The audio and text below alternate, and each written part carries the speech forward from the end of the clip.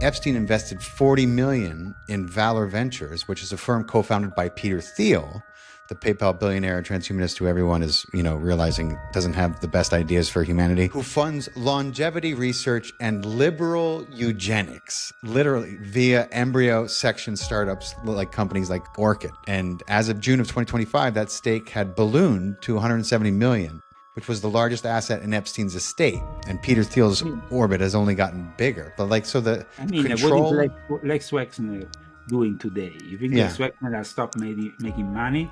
He has continued. Of course. His actually family, Russian Jewish, like the family of Epstein. His father was born in Russia. His mother was born in Brooklyn, like Jeffrey Epstein.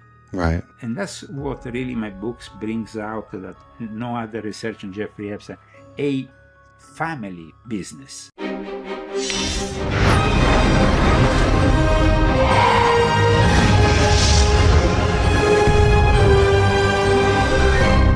Welcome back to the podcast, everybody. Today's guest is Leo Zagami, back again, the world-renowned and respected researcher and author whose work always delves into secret societies and the power structures that govern our world. In this podcast, we are specifically addressing and discussing his new book, The Rise and Fall of a Frankist Monster, Jeffrey Epstein and the Most Powerful Jewish Sect in the World. In this deep dive, Leo traces Jeffrey Epstein's power back to a heretical Jewish sect from the 17th and 18th centuries. They were known as the Sabbatean-Frankists, and lo and behold, they preached redemption through sin. We follow this sect's influence as it makes its way through the Rothschilds, the Freemasons, right into the very architecture of the nation of Israel itself. Leo argues that the Frankist ideology is clearly visible in the way that the elite, including Epstein, operate, treating intelligence agencies like the Mossad, CIA, and MI6 as subordinates, because that's, of course, why each and every one of those agencies was designed. Join us as we uncover the true significance of the mega group and how it's this secret history that is shaping our world political landscape today. Sit back and enjoy this one. Hey, it's good to see you, Leo. It's been a few months. Yes. I have a new work of mine. I don't know if you had the opportunity to read. Do. I have it, and I've been reading it. And that's what we're going to talk about. And my God, could there be a better time to be discussing this right now with everything happening? Oh my God! Absolutely. I try to always have books that come out on a specific time. And, this one is just I thought impeccable. This would be the ideal time to bring this book out. Definitely. The timing is impeccable. So the name of Leo's new book, most of you guys who are tuning in have seen probably my two other podcasts with Leo. This is my third, and I welcome him back. He's absolutely one of the most meticulous researchers and writers that I know out there, right next to David Icke and, one or two others. Just incredible. So Leo, appreciate your time. And we're going to talk about your new book, The Rise and Fall of a Frankist Monster, Exposing Jeffrey Epstein and the Most Powerful Jewish Sect in the World. So, I'm into this book, and I couldn't put it down once I started it. It's really ties together so many things that I've never really made the connection to, and it's just perfect timing, as we said. Absolutely. So, where do you think the best place to start probably is like, a Frankist monster. And I love the artwork that my editor will show for my viewing audience, of this Frankenstein, Jeffrey Epstein kind of montage that you put together. And it's a cut-up technique, which usually is used by my graphic designer. Vincenzo Viceversa is an artist who I've been knowing since the end of the 80s. And we collaborated in my past when I was a record producer and a DJ. And he's also, really had his own experience when it comes down to symbolism. He was in his youth involved with the Temple of Psychic Youth. Okay. And then later on, he abandoned that for a different kind of approach, as he embraced a more Christian, let's say, background. Gotcha. So today, when I work with him, I kind of rely what my book is, and we try to transfer those ideas in images. Yeah. The cut-up technique means that he cuts up different things and he Yeah. paste them together in a very artistic way. Yes. That's also his speciality. And this time, of course, is this cut-up which puts together the traditional Frankenstein monster Yeah. with Jeffrey Epstein. Yeah. which was kind It's of fantastic. interesting this morning to see. I think I was on what is known now as MS Now. It used to be MSNBC, and there was a guy, what is the Morning Joe show, which I Right. watch for a laugh at times. And the guy was like, because just like Frankenstein, Jeffrey Epstein was Oh, wow. He built. said that? Yeah, and I was like, Wow. wow. I was like Wow. surprised.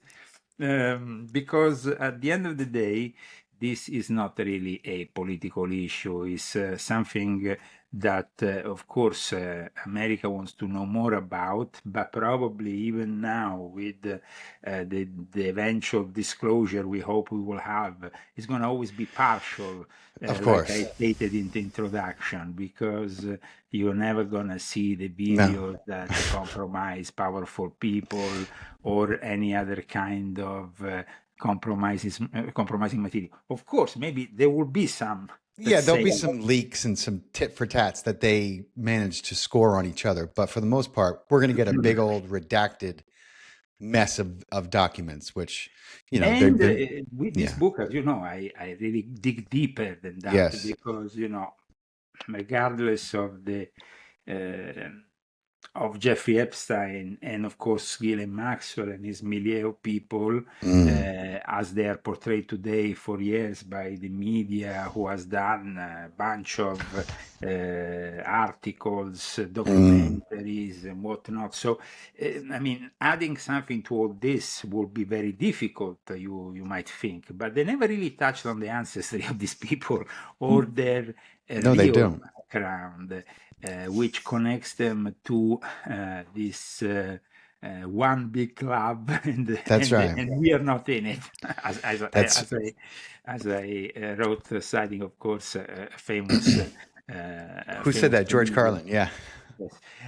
But I think that today the Americans have understood with this scandal that no matter if you are a Democrat, you are a Republican, you will never really have a real populist party, No. a real populist politician in the White House, because it's really strong, the level of compromise that That's right.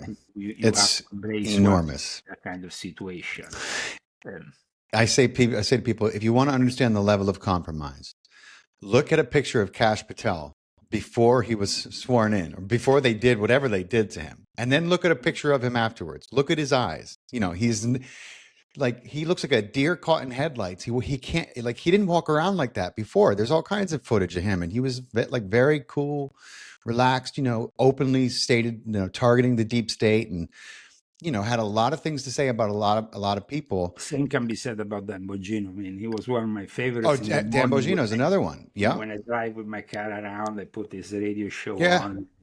Just like, I like the fact that he was quite outspoken about a number of issues. Yeah. So And now it's a disappointment, because every time people get called in to be part of an administration, the administration at some point gets compromised. I don't think that it was so compromised in the first presidency. I don't think so either, but now, yeah. But now there is also the fact that you are reaching the end of a career once you end your second mandate in the White House. And so you have to look about for your future, the future of your family's interest, and so on, which might not always be the interest of the American people. I mean, you can say that again. When you have a crook from Saudi Arabia, you know, presiding and being invited with the, you know, My God, and the whole show, and then even Elon Musk going back into the White House in this very just recently the terrorist who they had invited in, that who you're referring to? Yeah, the prince, the terrorist. Well, I mean, he's like, wasn't he like on our like top 5 No, terror? no, I'm not talking about the Syrian president. I'm Oh, talking okay, about okay, that's right. Mohammed bin Salman, Oh, okay. who is the de facto ruler of the Kingdom of Saudi Arabia, who Right. was received yesterday in the White Oh, that's House right. as this Candlelit. whole event, unprecedented event of the vote that went in the House and then in the Senate, really Mm. shows that most politicians, when they are put under pressure, of course, they Oh, will yeah. vote for what is going to make them look better. Right. But And it's going to save their hide, they're going to yeah, save their yeah, yeah, skin yeah. every But time. in this work of mine, as you know, the politics are a small part of Yes, this it whole is. thing It because they are focuses. they are the puppets. Mhm. I, of course, mention Trump a few Yes, you times do. in the book, but I don't take sides on Right. things because I simply bring out the facts. Right. And I think that is the best thing to do as a journalist if you don't want to be a bias. And plus, this is not only journalistic work, this is also a historic work, so a work that should have been done by historian, maybe of an academic level, but unfortunately today, like I stated in my book, there's very few people that even in Israel or in the Jewish community wants They to don't touch know. the subject because it's inconvenient to put into discussion That's right. the very essence that then goes and creates the state of Israel. Yeah. So I'm So glad that maybe you have gone through the book, and I'm glad that you will be able to do the right questions. right, and I, the first question that was answered for me in the book that I think is very relevant, particularly to your title, is like, what is obviously there's a symbolism and there's a metaphor and with Frankenstein, but Frankist is a Frankist monster. It's referring to more than that. It has a lot more meaning, and people are looking at what is happening and right now and what's been happening with some of the parts of Israeli government that are, very, very unconscionable, it seems at times. And they're trying to reconcile what they understand about Judaism and about the actions of this nation that is claiming to be the home state of all Jews around the world. And what I found in your book is like, so you start to trace it back to when things, started to go south and when these alternative and heretical, is the word you used, ideas are introduced and then begin to be adopted by parts of mainstream Judea. And then there's a lot of conversions that happen. But I think that's a great place to start. When you say Frankist, can you give everyone the historical context of that? Well, Frankist is a sect that derives from the Sabbatean, one that was initially a movement within Judaism in the 17th century with Sabbatai Zevi, recognized as a Messiah from most of the Jewish people, or at least more than half of What the Jewish century was people. that? That was the 17th century. 17th. That's right. The 17th century. So we have, two important figures that, of course, are connected in what then we generally refer to as Sabbatean-Frankism or Sabbatean-Frankist.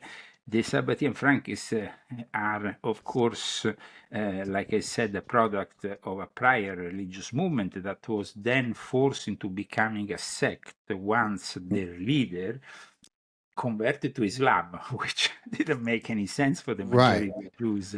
However, the guy who was behind the Sabbatai Zevi, who proclaimed himself Messiah, who encouraged them to proclaim himself Messiah in that Time period. Yeah. in that place, which is now at the center of all attentions, which is Gaza. Nathan Ah, of Gaza was himself the sort of John the Baptist figure behind right. Sabbatai Zevi. Sabbatai Zevi wasn't really yet sure if proclaiming himself Messiah until he was encouraged by Nathan Gaza.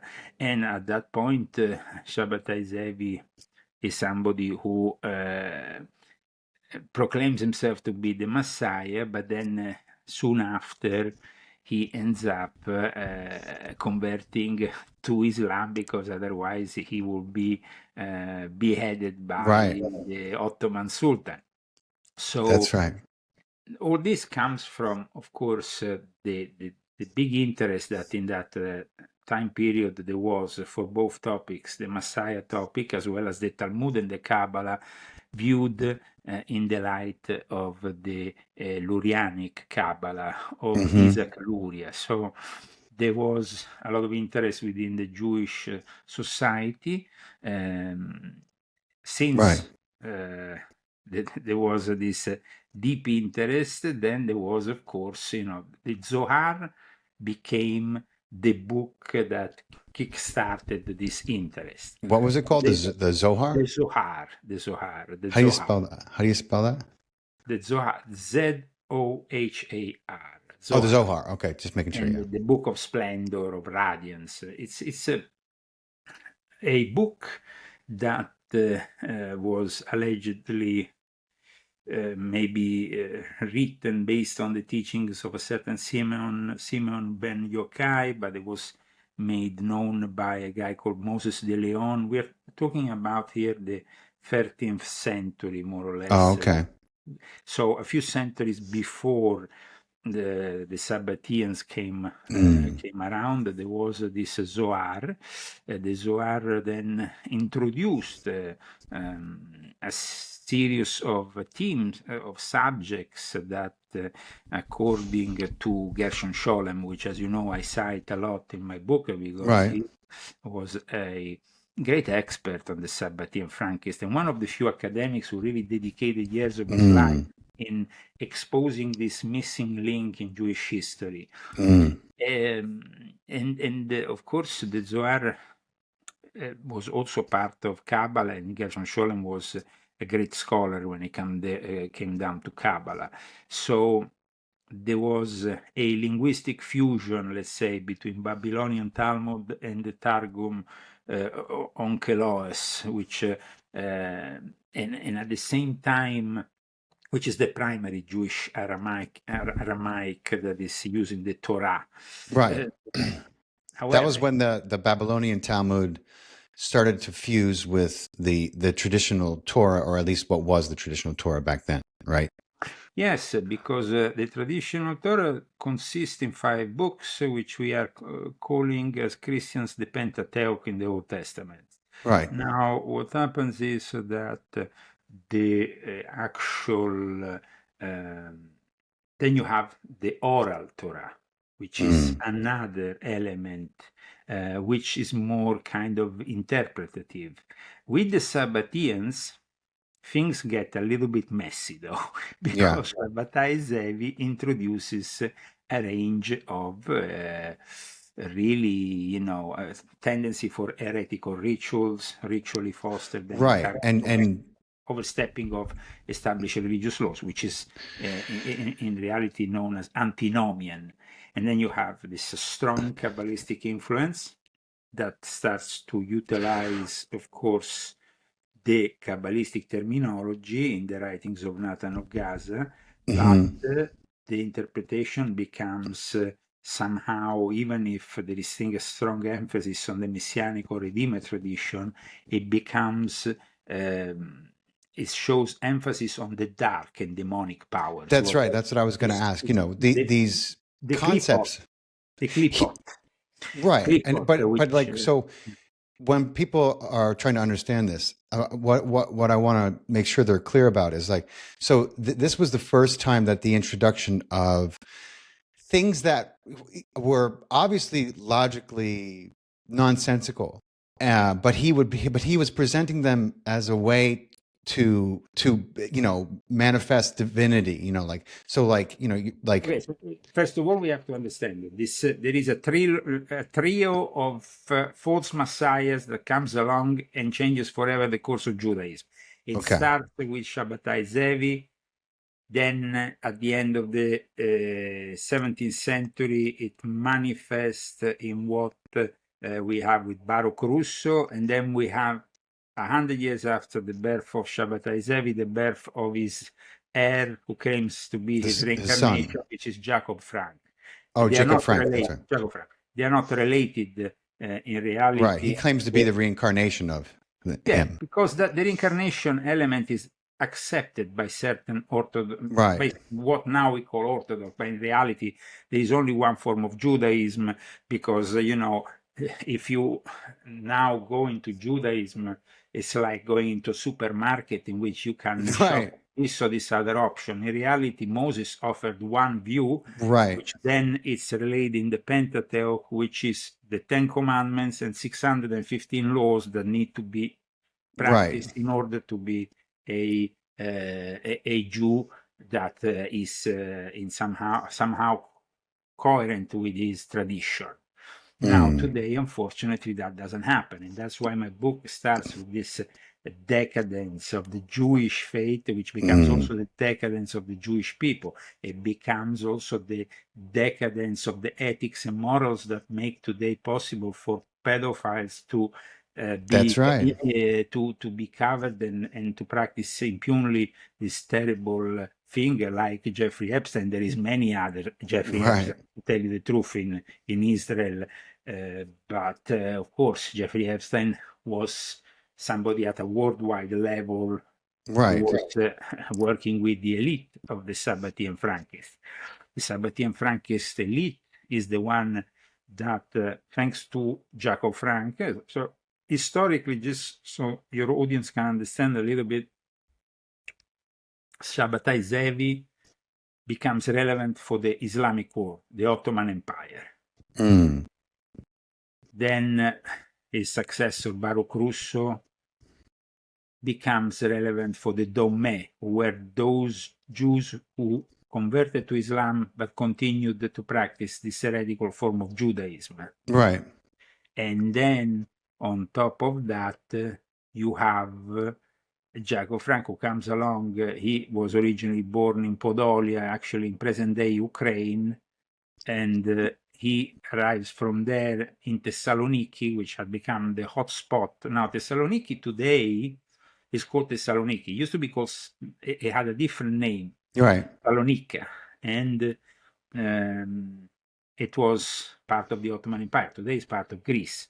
Right. In fact, 100 years ago, there was actually an exchange agreement when, you see, the Ottoman Empire came to an end. Right. And then at that point, Greece became independent.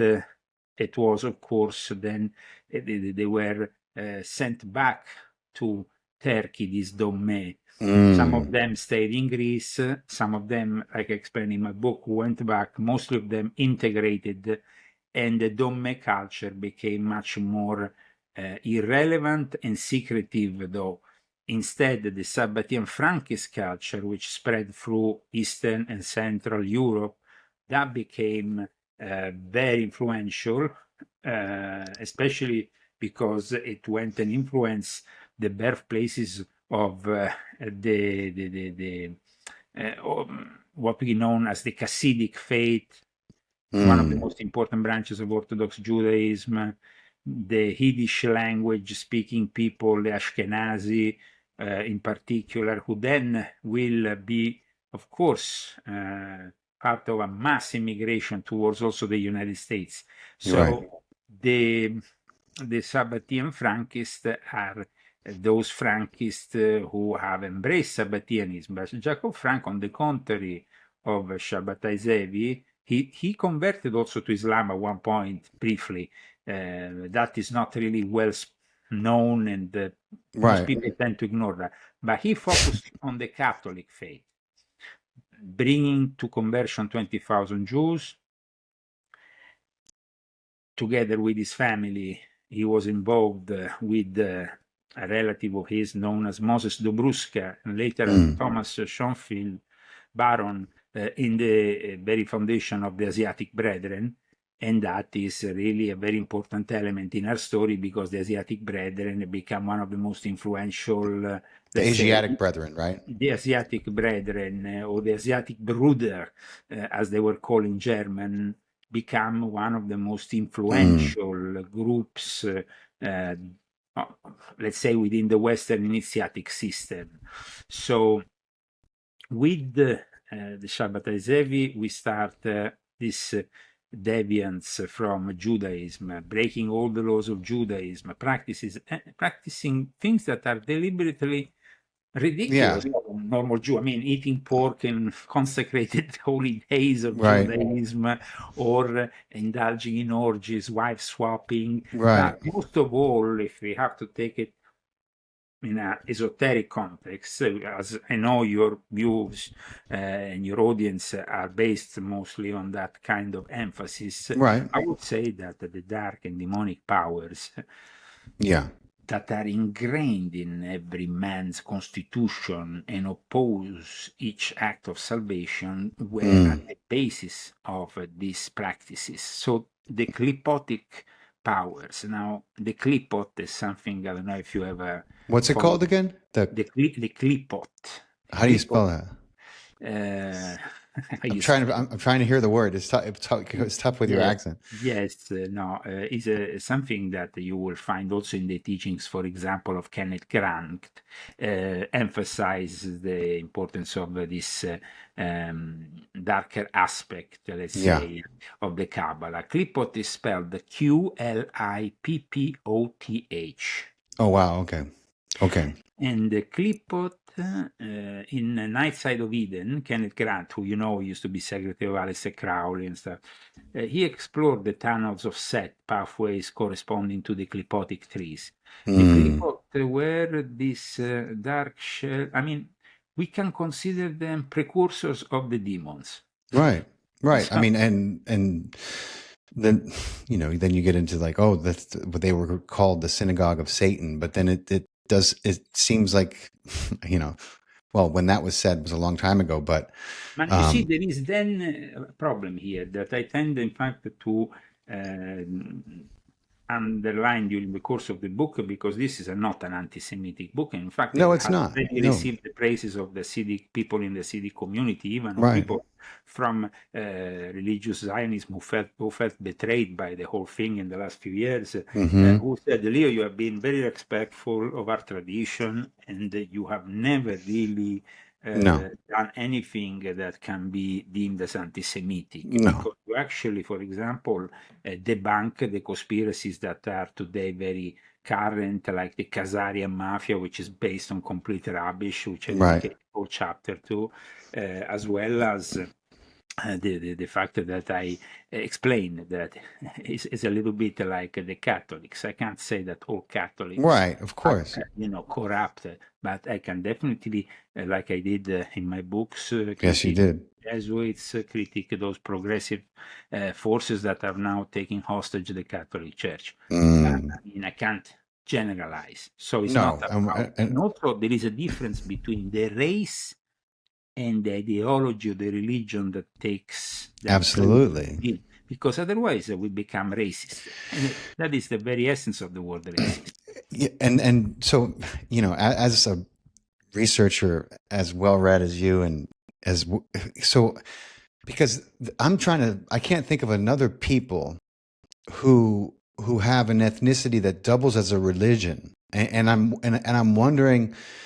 There is. I mean, for example, you have the Sikh in India, which we can say they are, well, maybe if you want to focus on a specific race and their religious background, we could, in a way, consider all the Russians Orthodox Christians, because that's where they came from. Of course, then we had that interlude of the Soviet Union that kind of brushed off that religious essence, but is now coming back, being part of the whole ethnicity. Of course, we have also minor religions here and there, which are specifically linked to a race. But having said that, there is always part of a race that embraces things and part of a race that doesn't embrace things. Right. I mean, even within the Jewish world, what does the Sabbatean-Frankist element constitute? It constitutes a moment of breaking, but it also, for example, with the Masonic and Illuminati element, participate to what is known as the Jewish Enlightenment, which then brings to that secularized Judaism, which is really far away from religion. So So there is also that input that maybe a sect like the Sabbatean-Frankist can have, and that is even, like I explain in my book, at times endorsed by modern historians in Israel who claim, well, they are the basis of great things like feminism. I mean, Yeah. I hate feminism, or I What? hate maybe certain leftist things that nowadays they claim have the roots within the Right. Sabbatean-Frankist. Yeah. The reason why I mention that is because, there's a lot of people, like myself included, that believe that the effort to conflate Zionism with Judaism, and the effort to conflate and the trap is to stereotype Jews around the world. Completely debunk the whole No, thing. you do, but Actually, I'm trying to trace. actually showing that Zionism itself was partly born because of Puritans in the Christian world. That's what the book is showcasing, and I understand that.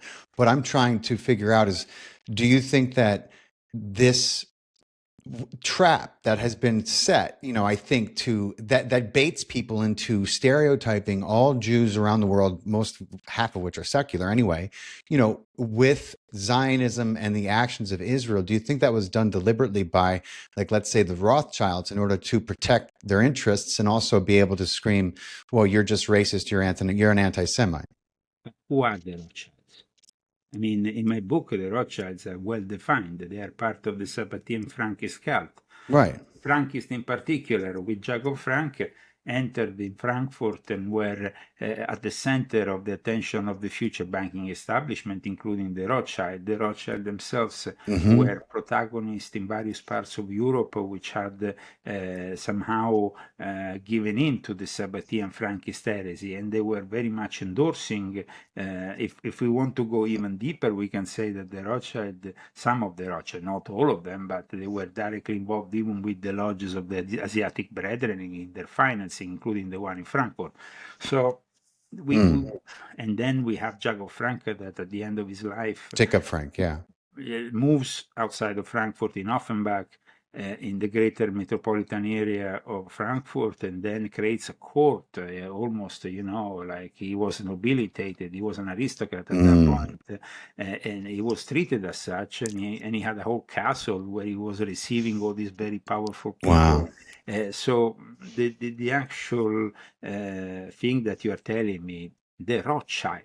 Yeah, but the Rothschild are just one of the many families, because when you go through this book, you find many others also. Right. And you find people and families that are deliberately staying in the shadow. Oh, yeah. Maybe the Rothschild, they were kind of pushed out of the shadows because their banking work in several so different huge. historic occasions, and even the fact that they were involved with the Vatican for a long time kind of brought them out of the closet, let's say. But the Sabbatean-Frankist identity is very visible in how they have sold themselves and how they have practiced not really traditional Judaism, but at the same time they became very much involved from the Balfour Declaration onwards into the very layout of the State of Israel.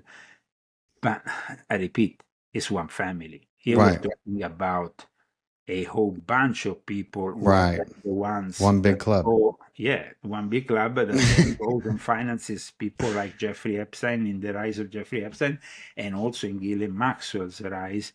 We see that there is a big help from these people. Without Robert Maxwell, I don't think Jeffrey Epstein would have, but also without Les Wexner, without Donald Barr, without people who have really helped him out in becoming who he was. And that's why there is a very big misunderstanding at the moment, because they say, you see, Jeffrey Epstein was working for Israel. No, it's the other way around. In fact, now a lot of people, including the young Turks who do, with the Czech, he's saying, he's kind of shocked, about what is coming out in these mails and things. But this demonstrates that basically Jeffrey Epstein was more powerful than a former Israeli prime minister like Ehud Barak, or was more powerful than. So that makes him one of the most powerful men in the world. How is that possible? They don't understand the fact that in reality, when you say Jeffrey Epstein worked they're starting to realize through the, Right. they don't know that the Mossad, the Shin Bet, the State of Israel, they all work for The the CIA, the They work for MI6. and then of course Absolutely. MI6, we saw MI6, MI5 linked directly also to Robert Maxwell, who, Right. by the way, was not even his name. And so they are working for, it's not the other way around. It's like, for many years, people like me, people like David Icke, many other people, have said that there is an elite, and there is, of course, an elite that directs things and directs these intelligence Of course. services. It seems like for a lot of journalists now a surprise and even a shock that certain truths are coming out, and they can't really understand the whole thing, because even the average folk today will say, yes, Jeffrey Epstein, he was working for Mossad. No, wrong. Mossad was working for Jeffrey Epstein Right. and behind him. So or MI6 was working Or CIA, yeah. for the CIA. That's why they acted in this way, and they're still acting in this way, and they're very afraid of covering up the traces of these links, because of course we had the mega group, which I talk about in the Right. book. That's the literal name of this group. It's called the mega group, right? Yeah, and it's not making Europe great again. It should No, be it's called. not. It should actually be called the MIGA group. Make Israel great again. That's right. But at the end of the day, it's very problematic, I think, for people to accept this, because we have now a state of Israel which is created as a reality, and like I say in my book, it's a reality that needs to be accepted, because after all this persecution, after millions of people who have been put in concentration camps, after pogroms, after the Sabbatean-Frankists have basically persecuted their own people more than anyone else. That's the thing people don't realize, Yeah, so it is actually the main thing that people seem to have a problem with in the interpretation, and then that will inevitably bring them to anti-Semitism, to generalize, to hate the whole Jewish people or the state of Israel. I'm not saying that Benjamin Netanyahu is my hero. Absolutely not. No, I'm not saying that other figures within Israel are, nowadays we see, for example, we had just recently several officers wounded in a clash with settlers. And this is a part of the agent provocateurs that, in the Gush Etzion area near Palestine town of Sair are acting, and you have all these Israeli settlements which are considered illegal under international law. Well, yeah.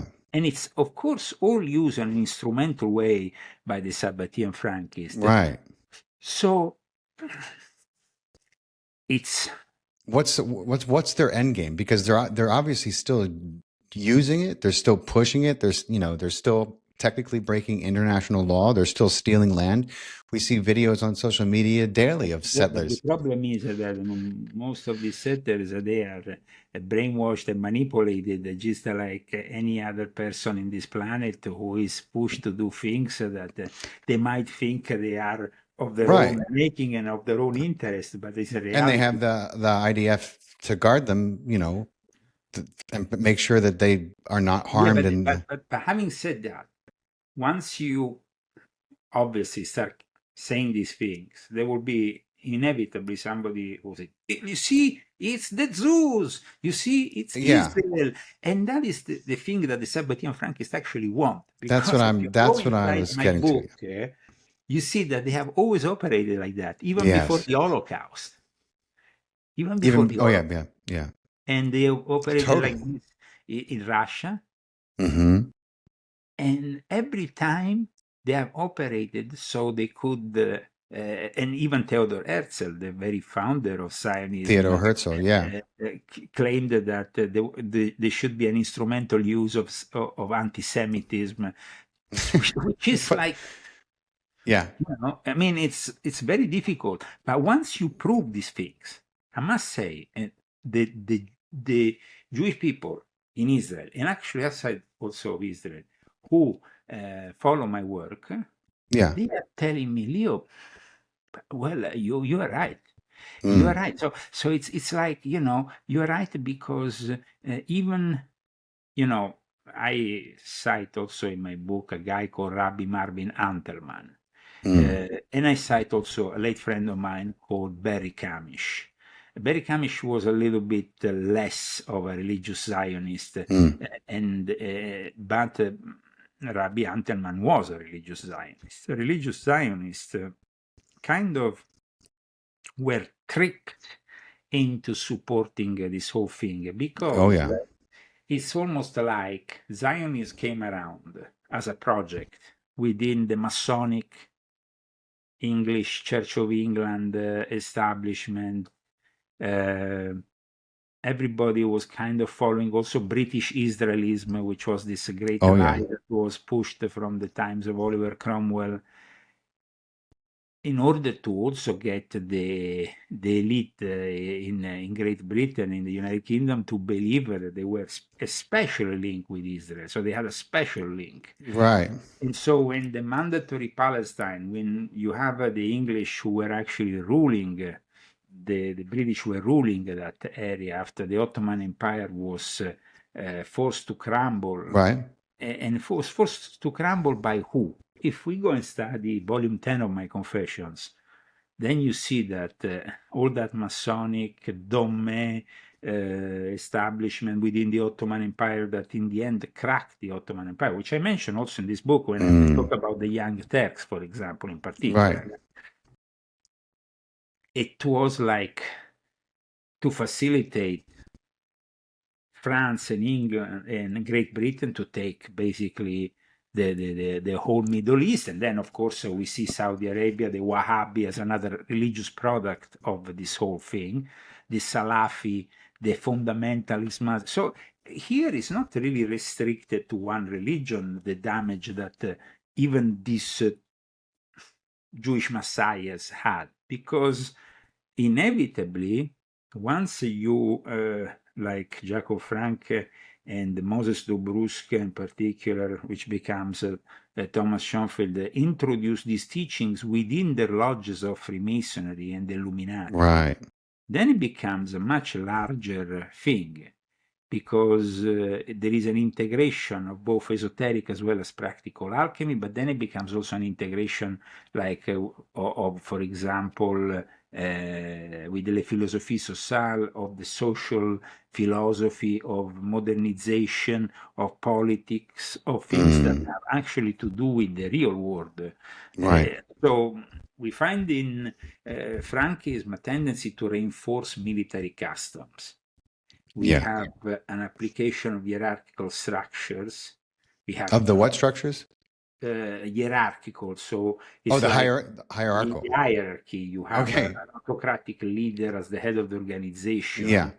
And this also explains from time to time the accusations that then were moved against the Jews through the protocols of the sages of Zion, which, by the way, as you know, already in volume 10 of my Confessions, I had explained were to be interpreted as the protocols of the Sabbatean-Frankist. Right. Because that's what they always were. Absolutely. Well, that was they always were. So the fact that we had then this mix, that this alliance, let's say, with the Catholic world, it's a very important alliance that we need to make people understand. It's an alliance that became initially through the conversion 20,000 Jews embracing Catholicism and also embracing the surnames of those godfathers that were given for the baptism. Then at the same time, later on, the infiltration of the nobility, the aristocracy, first of the Catholic world and then of the Church of England, through marriages, which will not be possible if you were a traditional Jew who only you wouldn't be allowed. But because there was this flexibility also due to the fact that they were expanding. And then there was this very interesting, this link between late Renaissance magic, our modern occult traditions in the West, through these esoteric elements. These esoteric elements, I'm talking about esoteric elements that are included first in the Asiatic Brethren. I would say that with the B'nai Brit you have less esotericism and more practical control of things, because the B'nai Brit is a big fraternal organization based on What's it called again? The brain. B'nai Brit. B'nai Brit is the largest fraternal organization today of Jews, with millions of adherents around the world. Each capital city in the world has a club, lodge, basically. Oh, okay. Until the 1920s, they were more formal and more like the Freemasons with their, with their whole regalia and stuff. Right. They like to impress in that kind. And then what happened? Then they saw that they had to be more practical. They had to maybe become less noticed publicly, and that being attached to the Masonic kind of imagery was not really helping them out, especially because, remember, in the 1920s and then in the 1930s, then we see the rise of Nazism. Right. And then we have the persecution of the Jews in Germany, who were, let's say, the largest group outside of the United States that embraced this B'nai Brit, which was founded originally in New York by German Jews. Right.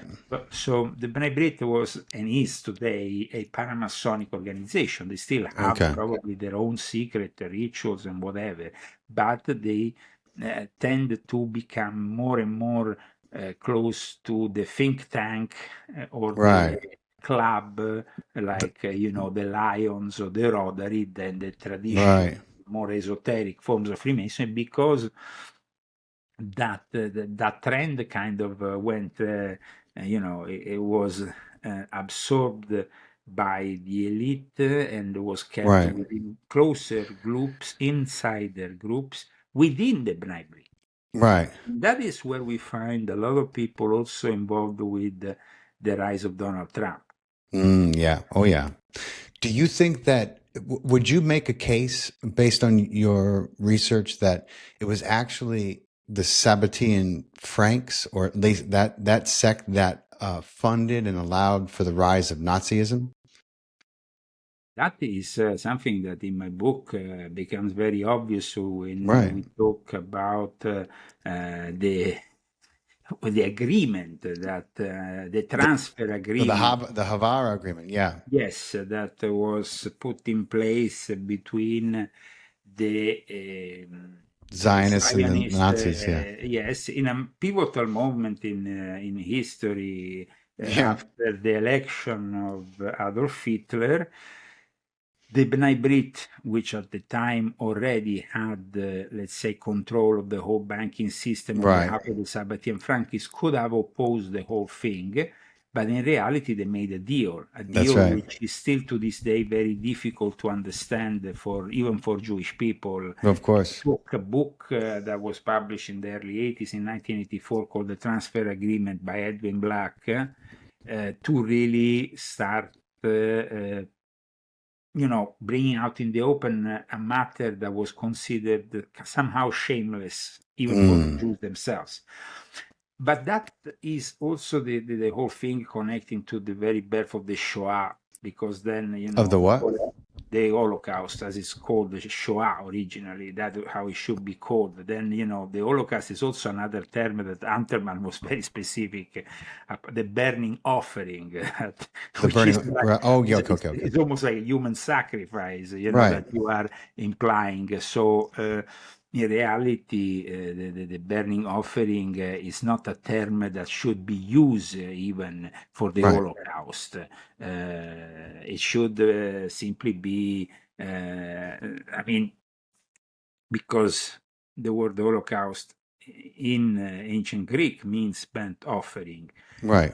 And that is obvious. I mean, a Holocaust is, in the traditional interpretation, a religious animal sacrifice. Right. That is completely consumed by fire, also known as the burnt offering. Do Right. you want to call a tragedy like the Shoah something that obviously refers to a human sacrifice of sorts? I don't think so.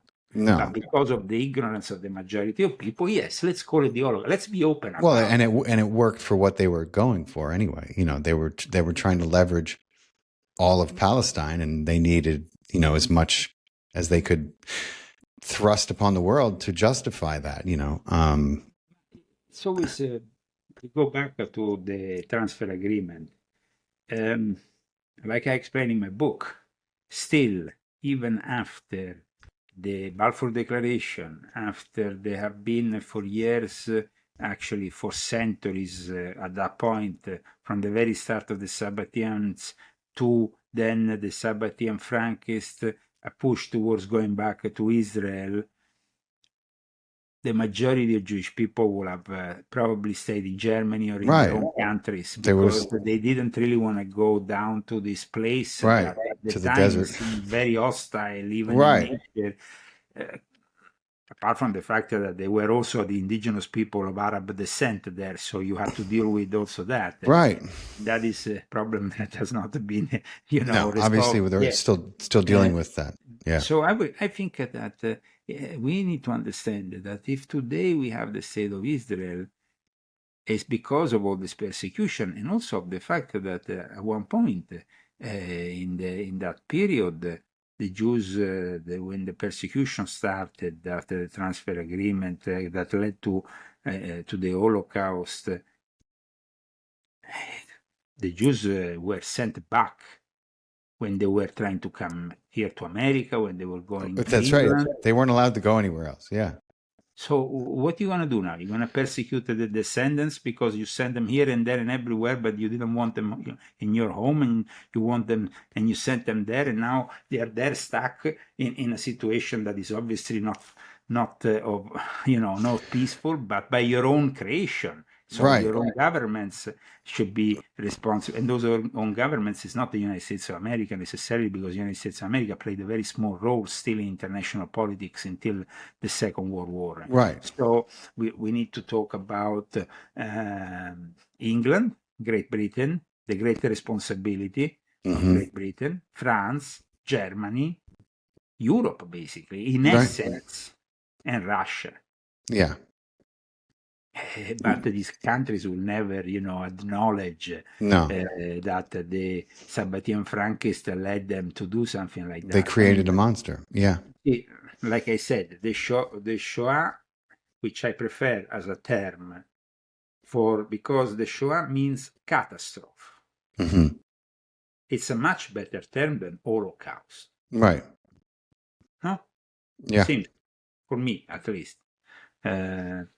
And then when you understand that Adolf Hitler's background was Sabbatean-Frankist, he came from Austrian Sabbatean stronghold, Frankist stronghold, in a ritual that he was produced in with this gram, in 1888, he was conceived. I mean, these things need to be addressed to have a full understanding of the level that then you have, of course, the alliance between Hitler and the Grand Mufti, who was Arafat's uncle, who then encourages him into the Holocaust, and so you have this link also with Islam. But didn't Sabbatai Zevi himself have a link with Islam and his literally? Yeah, I'll say he did. Yeah. I mean, he embraced it. So he then inserted elements of Islam into the Sabbatean reality that then are still kept by Jacob Frank. Mm-hmm. I mean, like we said at the beginning of the interview, Jacob Frank was also linked to the Muslim world, not only to the Catholic world. And at the same time, though, he was also linked to the Orthodox world through his his work that he was doing undercover, that then brought him, in fact, under the eyes of the Inquisition and to be arrested. That's right. actually freed by the Russians at one point in this monastery of Czestochowa, where you have the worship to this day of the Black Mary, the Holy Mary. I think that the Nazis and the fact that so many Jews died, so then they could establish the state. Yeah, that's why they call it a Holocaust. I think it's a sacrifice that the Sabbatean-Frankists did That's on right. their own people. That's right. But it's not understandable for the majority of people No, who generalize Jews and say they are one unitarian force. Right. No, they don't understand the nuance. Yeah, but So my book tries to break that. it does. And I'm glad that you have appreciated that. Yes, absolutely. And it's fascinating the education you give about the word golem and about the Frankenstein, the famous novel that everyone knows that was written by Mary what was her last name? Shelby, I think. Mary Shelley. That's right. Like the level of allegory, it's just it's mind blowing, and you have a little part where you wrote, very, very relevant to what's happening with this seemingly endless persecution that is going on against, other than like the ethnos supremacy that we're seeing exert itself, where it comes from. And you mentioned in your book that her name was Courtney Turner, and she wrote an article about it. Yes. Which showcased like she has actually a great show. I go guest. Nice. Now and then on Rambo. I mean, she's definitely an author that I follow because her research seems to be very much spot on. Yeah, and she explained in one. She said that Epstein's empire intersected with the Santa Fe Institute, where he donated $275,000, and Jim Rutt was the board, all this stuff. But then she writes more provocatively, Epstein invested $40 million in Valor Ventures, which is a firm co-founded by Peter Thiel, the PayPal billionaire transhumanist who everyone is, realizing doesn't have the best ideas for humanity, who funds longevity research and liberal eugenics, literally via embryo section startups like companies like Orchid. And as of June of 2025, that stake had ballooned to $170 million, which was the largest asset in Epstein's estate. That's what per reports. And Peter Thiel's orbit has only gotten bigger. But it's just crazy. You could see that using AI and control. What is Lex Wexner doing today? You think Lex Wexner has stopped making money? He has continued. Of course, he has been, of course, the principal guy in the development of Abercrombie and Fitch, Victoria's Secret, and La Senza. Right. Today, if we go and see what he's doing today, he's actually still making money connected to the AI and healthcare. And he's AKA for them eugenics. Yes, I mean Lex Wexner hasn't given up making money because Jeffrey Epstein didn't have any kind of connection to this scandal legally wise, because he has not received any criminal involvement. Of course. I mean, his actually family, Russian Jewish, like the family of Epstein. His father was born in Russia. His mother was born in Brooklyn, like Jeffrey Epstein. Right. So these people have, and that's what really my books brings out, that no other research on Jeffrey Epstein, a family business, a tribe business, because it's also very tribal if you think in nature what happened to the Sabbateans and then the Sabbatean-Frankists. It's kind of tribal because they become a tribe within their own people. So Right. you have, of course, everybody focused on the 12 tribes of Israel, whatever, the lost tribe or this and that. But then they created their own inner tribe. Right. And that tribe is the most influential when it comes down to, because when you have, for example, Wexner, people don't realize that he won in 1953 an award on an essay that was published in the Ohio Jewish Chronicle. You know how it was called? What? Why I Love and Respect Judaism. Mm. I mean, if you follow the history of Les Wexner, there is nothing really that has anything to do with the traditional Judaism. Right. Right. We see it time and time again. And so it's like these people have done everything possible to destroy their faith, but at the same time, they proclaim themselves as the main defenders. That is a typical attitude of these people. It's a strategy. It's a tactic. So, and then we talked about the AI. Les Wexner, like I said, is involved in AI through his investments in the AI cloud company CoreWave, which provides the computing power for AI development. And it's like bringing AI and tech companies to Central Ohio as we speak. So he's still active after all these years. We are in the year 2025. I mean, this guy was publishing essays in 1953. I mean, it's just like, and they continue until very late in their age. Watch Kissinger. He was influential until he was 100 years old, and then That's he died. right. Yeah. That's for sure. He was. So if Epstein was kept alive, he would have been very influential for decades to come. Yeah, that's for sure. That's for sure. What do you think is how do you see this playing out in, like, with what's going on and what's left of the Palestinian people, and like where does it go from here? How does it get resolved? What do you foresee happening? I keep on saying that their plan, generally speaking, and this doesn't involve only Judaism, but all faiths, is to go towards a one-world religion with the AI at the apex of it all.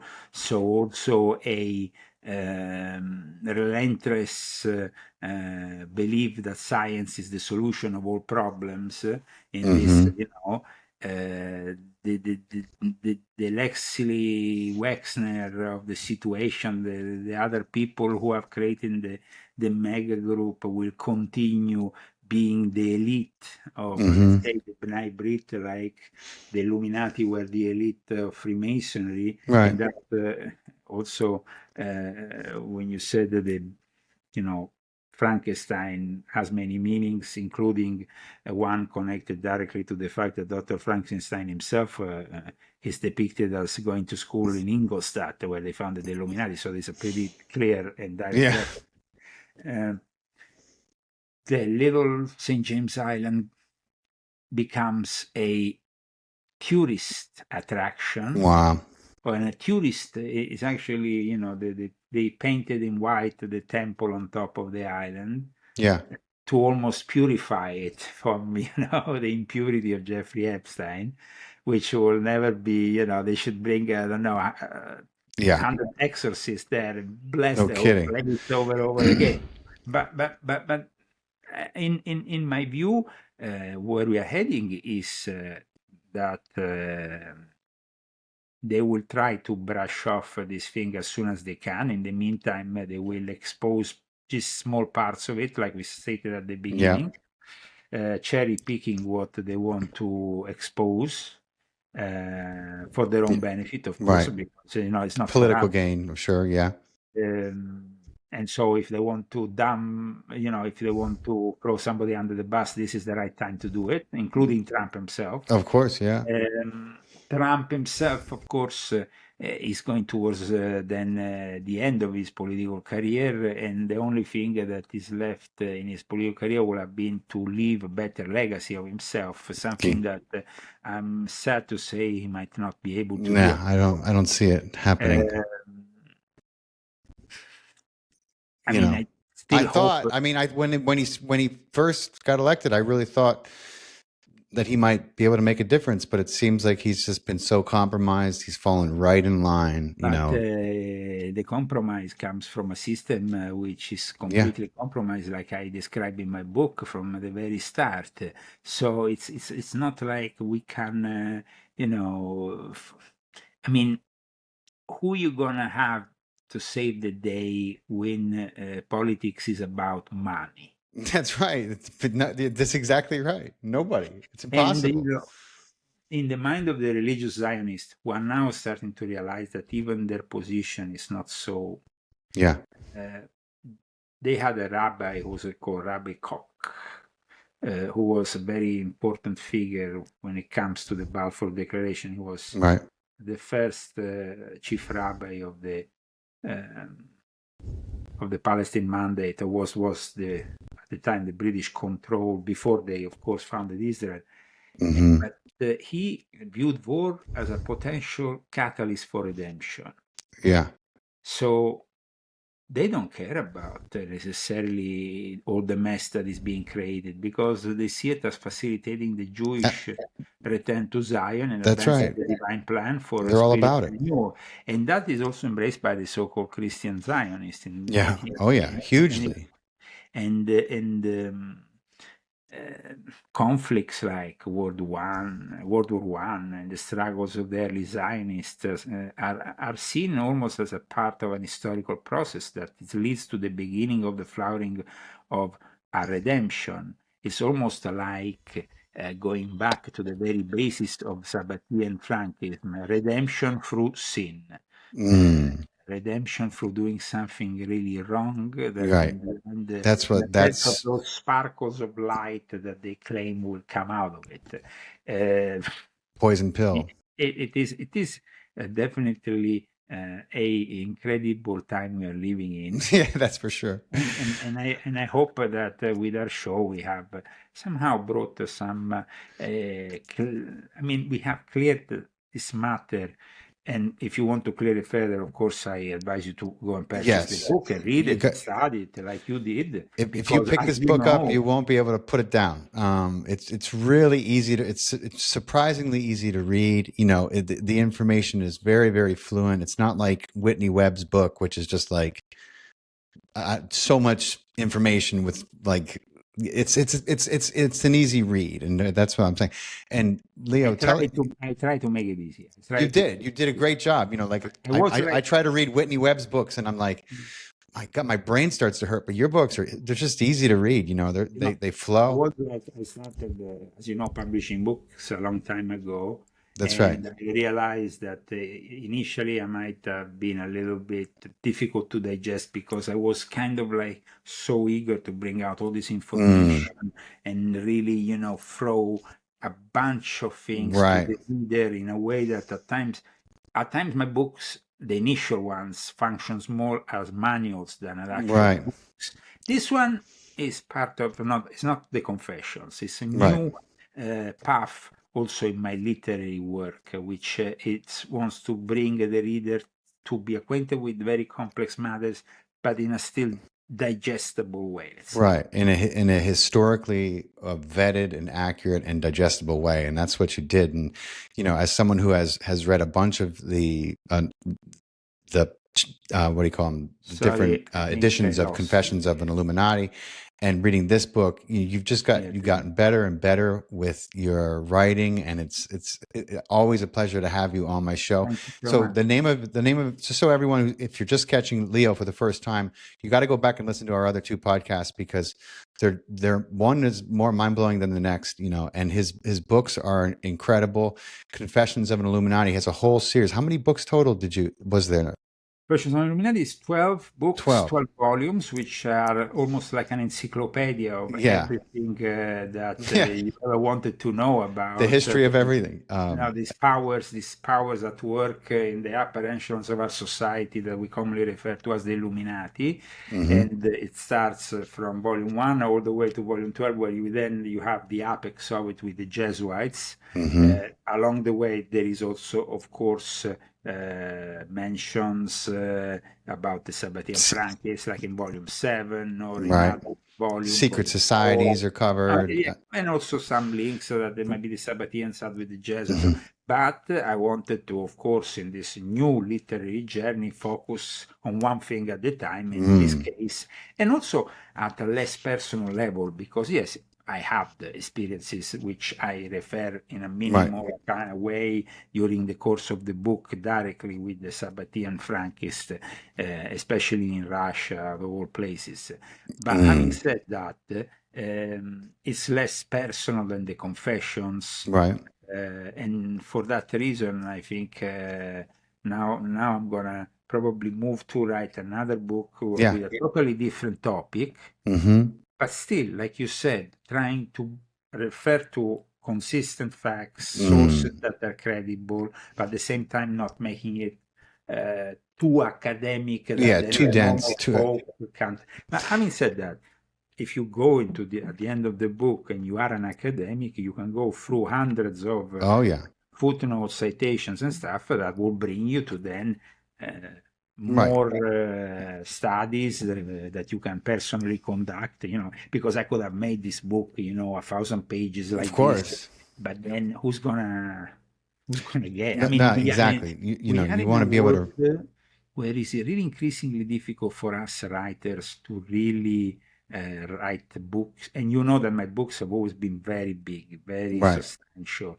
Yeah. But the common folk seems to be always like now referencing to the internet, so one or Of two course. pages. Everything is instant. Everything is instant, and so I think that this Yeah. kind of book, It's it's and plus I'm selling it for a price which is minimal. right. I see these authors who for little booklets like this are charging so much money, Right. and my intention is to spread the word Right. Spread the rather information. than selling it to an Right. elite that can afford spending $30. I sell it for 16. Right. And I mean, so, and for the amount of work you put into it, it is well worth the $16. yeah. So, but it has to reach more and more people. That's my prerogative. Well, hopefully everyone who listens to this podcast is as interested in it as I was and am, and I'm enjoying it. And Leo, tell everyone, because obviously the books are off for sale on Amazon, but you can probably buy. I don't know if they can buy them directly from you if you prefer that. Then go on leozagami.com, which is my website, Right. which helps them also with my latest articles in reference to my literary works. And you can find, of course, the links there directly to the books on Amazon. But, and you have a YouTube channel yourself that you put out content. Yep. Yeah, well, I kind of like survived on YouTube through 17 channels that were removed during the height of the Biden censor era. We were really put in difficulty because after those elections in 2020, we suffered not only shadow banning, but the removal of channels, of profiles. It's ridiculous. And so, of course, Trump is a guy who we can see increasingly compromised. But one thing that has to be given to him is that he facilitated the freedom of speech in a way that his predecessor. Oh, that's for sure. Yeah, didn't even attempt to. Absolutely. Yeah. So that is, I think, very important because it means a respect for the First Amendment. Yeah, absolutely. It's one of the few things, I'm saying this in the year 2025. I hope that in the next 2 or 3 years he doesn't change his mind. Right. No. That's becoming. That'll be that. If he does, that'll be it. That'll be the last thing. The last straw. But at the moment, I think that as Americans, we can state that we still have a constitution in a country that gives us this possibility. That's why, as you know, I had to flee Europe, and I'm no longer European. I renounced formally to my Italian passport, citizenship, simply because they don't have the same freedoms. In Europe, you cannot talk about these things. You can be arrested for making certain statements in your Yep. books, in your articles, in your shows. The judiciary comes at you in a way that is unimaginable here in America. So we are still blessed, and I hope Yes. we'll continue We to have, be blessed with this great freedom we have here in the yeah, West. we have to keep it. We have to work to keep it, be diligent. Absolutely. Absolutely. Leo, it's been wonderful. My best to you, my friend. I'm hoping everyone definitely picks the book up. I'm sure a lot of people who hear this are gonna, and let us know when next you have a next one coming out, and we'll send you some stuff for your YouTube channel when we get it ready. Absolutely. Thank you Thank you, so my much. friend. For the Thank you. best. Bless Thank you. you to you. For everyone listening on YouTube, please don't forget to hit the subscribe button if you made it through that interview with Leo, and we were able to help decipher some of his strong accented words. We appreciate you. And if you're listening on Spotify or iTunes, we would be so grateful if you could drop us a 5-star review and review our podcast. Even if this is not your first time listening, we're trying to grow our audience. We're trying to overcome a lot of algorithmic suppression. We're trying to court some sponsors, and we need your help. Also, if you want to support my work, we have a Patreon page that you guys can join. You can join for free, and then we have all these incredible tiers. And I have all this customizable merch for one of my tiers that I'm super excited about, that plays with my logo, the Far Out with Faust logo, and I would love to send you some of that. So please check out the Patreon page. Follow me across all my channels. I'm always putting out content. A lot of big news coming. God bless you guys. Thanks for bearing with me and hanging in there, and I love you.